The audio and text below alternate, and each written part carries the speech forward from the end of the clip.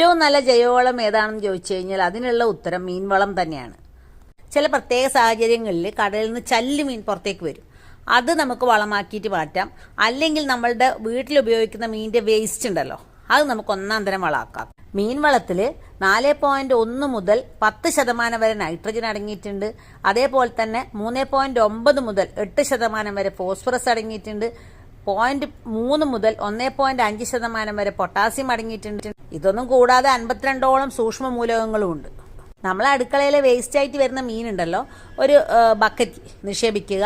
അത്ര തന്നെ ചാരമോ അല്ലെങ്കിൽ ചാരം ഇല്ലെങ്കിൽ ചാണകമോ ചേർത്ത് വെക്കാം. രണ്ടും ഇല്ലെങ്കിൽ ശീമക്കൊന്ന ഇലയും കൂടി നിറച്ചു വിട്ടിട്ട് കുറച്ച് മണ്ണിരേനയും കൂടി നിക്ഷേപിക്കുക. അങ്ങനെ വരുമ്പോഴത്തേക്കും നല്ല ഒന്നാം തരം കമ്പോസ്റ്റ് റെഡിയാവും. ഇങ്ങനെ തയ്യാറാക്കുന്ന ചെലവ് കുറഞ്ഞ ഈ ജൈവവളമാണ് ഏറ്റവും ന്യൂട്രിയന്റ് റിച്ച് ആയിട്ടുള്ള അടിസ്ഥാന വളം. ഇത് ഇട്ട് കഴിഞ്ഞാൽ പച്ചക്കറി സൂപ്പറാവും.